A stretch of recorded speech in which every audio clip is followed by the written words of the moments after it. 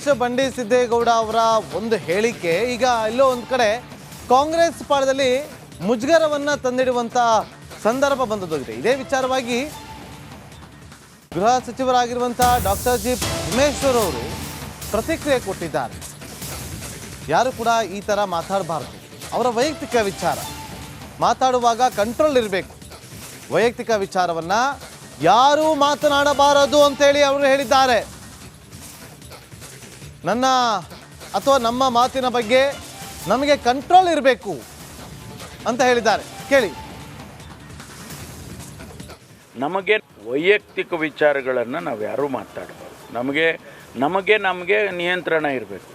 ಅವರ ಪರ್ಸನಲ್ ವಿಚಾರಗಳು, ಅವ್ರು ಎಲ್ತಿರ್ಬೋದು, ಬೇರೆ ಏನೇ ಇರ್ಬೋದು, ಪರ್ಸನಲ್ ಮ್ಯಾಟ್ರಸನ್ನು ನಾವು ಯಾರೂ ಕೂಡ ಈ ಚುನಾವಣೆಯಲ್ಲಿ ಉಪಯೋಗ ಮಾಡಬಾರ್ದು. ಅದಕ್ಕೆ ನಿಯಂತ್ರಣ ಇದ್ದರೆ ಭಾಳ ಒಳ್ಳೆಯದು. ಯಾರೇ ಇರಲಿ, ನಾನೇ ಇರಲಿ, ಇನ್ನೊಬ್ರು ಇರಲಿ, ಅದು ಮಾಡೋದು ಸೂಕ್ತ ಅಲ್ಲ ಅಂತ ನನಗನ್ಸುತ್ತೆ. ಬೇರೆಯವರು ಬೇರೆ ರೀತಿಯಲ್ಲಿ ಯೋಚನೆ ಮಾಡ್ತಾರೆ. ವೈಯಕ್ತಿಕ ವಿಚಾರಗಳನ್ನು ನಾವು ಯಾರೂ ಮಾತಾಡಬಾರ್ದು. ನಮಗೆ ನಿಯಂತ್ರಣ ಇರಬೇಕು. ಅವರ ಪರ್ಸನಲ್ ವಿಚಾರಗಳು, ಅವ್ರು ಎಲ್ತಿರ್ಬೋದು, ಬೇರೆ ಏನೇ ಇರ್ಬೋದು, ಪರ್ಸನಲ್ ಮ್ಯಾಟ್ರಸನ್ನು ನಾವು ಯಾರೂ ಕೂಡ ಈ ಚುನಾವಣೆ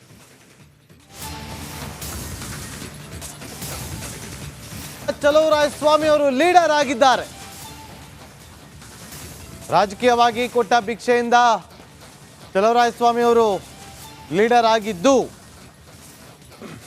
ಕೃಷಿ ಸಚಿವ ಚಲುವರಾಯಸ್ವಾಮಿ ವಿರುದ್ಧ ಮಾಜಿ ಸಚಿವ KS ಪುಟ್ಟರಾಜ್ ಅವರು ಕಿಡಿಕಾರಿದ್ದಾರೆ.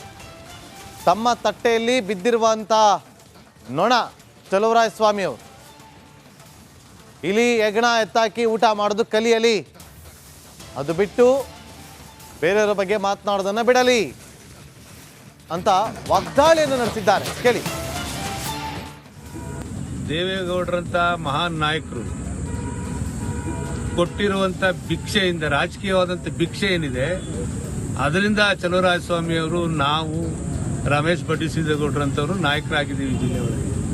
ಅದನ್ನ ಚಲುವರಾಯಸ್ವಾಮಿ ಅವರು ಅರ್ಥ ಮಾಡ್ಕೋಬೇಕು. ಇವತ್ತು ನಾನೇನು ದೇವ್ರಿಗೆ ಹೋಗುವಂಥದ್ದೇನು ಅಷ್ಟೇನಲ್ಲ.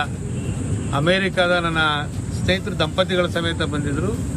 ಅವ್ರಿಗೂ ಸ್ನೇಹಿತರೆ, ಯಾರಿಗೆ, ನಮ್ಮ ಚಲುವರಾಯಸ್ವಾಮಿಯವರಿಗೆ, ಬೆನ್ ಚಿಕ್ಕಸ್ವಾಮಿಯವ್ರ ಕುಟುಂಬದ ಜೊತೆ ನಾವು ಅಯೋಧ್ಯೆಗೆ ಹೋಗಿ ಬರಬೇಕು ಅಂತಕ್ಕಂಥ ನಿರ್ಣಯ ಮಾಡಿ ಹೋಗಿ ಬಂದಿದ್ದೇವೆ. ಟಿಕೆಟ್ ಸಂಬಂಧಪಟ್ಟಂಗೆ ಹೋಗಿ ಟಿಕೆಟ್ ನಾನು ಕೇಳೇ ಇಲ್ವಲ್ಲ. 10 ಬಾರಿ ನನ್ನನ್ನು ನಿಖಿಲ್ ಕುಮಾರಸ್ವಾಮಿ ಅವರು, ದೇವೇಗೌಡರು, ಕುಮಾರಣ್ಣವ್ರು ಕನ್ವಿನ್ಸ್ ಮಾಡಕ್ಕೆ ನೋಡಿದ್ರು. ಯಾವುದೇ ಕಾರಣಕ್ಕೂ ನೀವೇ ಅಭ್ಯರ್ಥಿಗಳಾಗಬೇಕು ಅಂತಕ್ಕಂಥ ಒತ್ತಾಯವನ್ನು ನಾನು ಮಾಡ್ಕೊ ಬಂದಿದ್ದೀನಿ. ನಾನು ಒಪ್ಪಿಗೆನೆ ಕೊಟ್ಟಿಲ್ಲ ಅಂದಮೇಲೆ ಈ ಮಾತು ಯಾಕೆ, ಇವ್ರಿಗೆ ಯಾಕೆ, ನಮ್ಮನೆ ಸುದ್ದಿ ಇವ್ರಿಗೆ ಯಾಕೆ?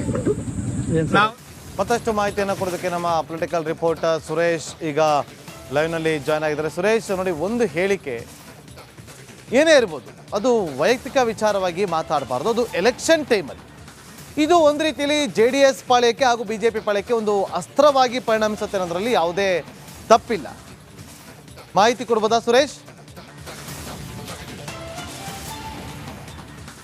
ಖಂಡಿತವಾಗಲೂ ನಾಗೇಂದ್ರ ಬಾಬು, ಕುಮಾರಸ್ವಾಮಿ ಅವರ ಆರೋಗ್ಯ ವಿಚಾರವಾಗಿ ಕಾಂಗ್ರೆಸ್ನ ಶಾಸಕರಂತ ರಮೇಶ್ ಬಂಡಿ ಸಿದ್ದೇಗೌಡರು ಹೇಳಿರುವಂತಹ ವ್ಯಂಗ್ಯ ವಿಚಾರ ಏನಿದೆ, ಇದು ಮುಂದೆ ಎಲ್ಲ ನಾಯಕರು ಕೂಡ ಅಂದರೆ ಇದೇ ರೀತಿಯ ಪರಿಪಾಠವನ್ನು ಮುಂದುವರಿಸಿದ್ದೆ. ಆದರೆ ಖಂಡಿತವಾಗಲೂ ಕೂಡ ಚುನಾವಣೆ ಎಲ್ಲೋ ಒಂದು ಕಡೆ ವೈಯಕ್ತಿಕ ವಿಚಾರಗಳಿಂದಲೇ ಚುನಾವಣೆ ಎದುರಿಸ್ತಾರೇನೋ ಅಂತಕ್ಕಂತಹ ಒಂದು ಆತಂಕ ಕೂಡ ಎದುರಾಗ್ತಕ್ಕಂಥದ್ದು.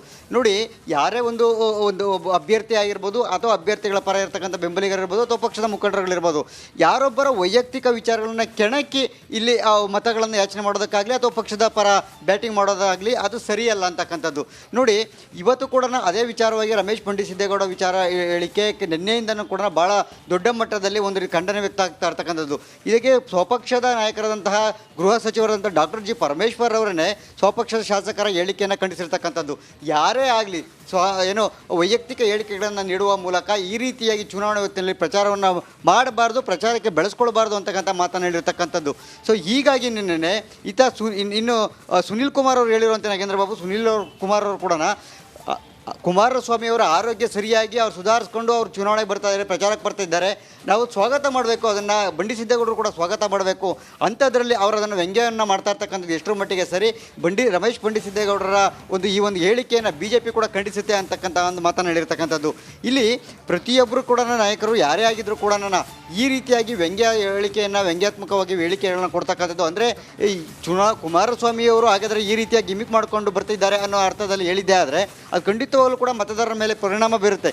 ಜೊತೆಗೆ ಈ ರೀತಿಯ ವೈಯಕ್ತಿಕ ಹೇಳಿಕೆಗಳು ಖಂಡಿತವಾಗಲೂ ಕೂಡ ಸೂಕ್ತವಲ್ಲ. ಯಾರೇ ಆಗಲಿ ಆರೋಗ್ಯಕರ ಚರ್ಚೆಯೊಂದಿಗೆ ಪಕ್ಷದ ಸಿದ್ಧಾಂತಗಳ ಜೊತೆಗೆ ಬಡಿದಾಡಬೇಕು. ಹಾಗೇನೇ ಪಕ್ಷದ ಕಾರ್ಯ ಸಾಧನೆಗಳು ಕೆಲಸಗಳು ಮಾತಾಡಬೇಕು. ಆದರೆ ವೈಯಕ್ತಿಕ ವಿಚಾರಗಳನ್ನು ಟೀಕೆ ಮಾಡುವ ಮೂಲಕ ಈ ರೀತಿ ಟೀಕಿಸುವಂಥ ಬರದಲ್ಲಿ ವೈಯಕ್ತಿಕ ವಿಚಾರಗಳನ್ನ ಎಳೆತಂದು ಒಬ್ಬರು ನಾಯಕರಿರ್ಬೋದು, ಒಬ್ಬರು ಮುಖಂಡರಿರ್ಬೋದು, ಅವರ ವಿಚಾರಗಳನ್ನು ಈ ರೀತಿಯಾಗಿ ಪ್ರಚಾರಕ್ಕೆ ಬಳಸುವಂಥದ್ದು ಅಥವಾ ಮತಗಳಾಗಿ ಕನ್ವರ್ಟ್ ಮಾಡುವಂಥದ್ದು, ಈ ರೀತಿಯ ಒಂದು ಗಿಮಿಕ್ಗಳಿದೆ ಏನಿದೆ, ಇದು ಖಂಡಿತವಾಗಲೂ ಕೂಡ ಇದು ಸರಿಯಲ್ಲ. ಈ ರೀತಿಯ ಒಂದು ಆರೋಗ್ಯಕರ ಚರ್ಚೆ ಆಗಬೇಕು ಯಾವತ್ತೇ ಇದ್ರೂ ಕೂಡ ಹೊರತು ಈ ರೀತಿ ಏನೋ ಒಂದು ಇನ್ನೊಬ್ಬರನ್ನು ವ್ಯಂಗ್ಯ ಮಾಡುವಂಥದ್ದು, ಟೀಕೆ ಮಾಡುವಂಥದ್ದರ ಮೂಲಕ ಚುನಾವಣೆಗೆ ಹೋಗುವಂಥದ್ದು ಎಷ್ಟರ ಮಟ್ಟಿಗೆ ಸರಿ ಅಂತಕ್ಕಂಥದ್ದು ಸದ್ಯ ರಾಜಕೀಯ ವಲಯದಲ್ಲೂ ಕೂಡ ಸ್ವಪಕ್ಷದ ನಾಯಕರು ಕೂಡ ಖಂಡಿಸ್ತಾ ಇರ್ತಕ್ಕಂಥದ್ದು. Nagendra Babu. Okay, thank you Suresh ನಿಮ್ಮೆಲ್ಲ ಮಾಹಿತಿಗಾಗಿ.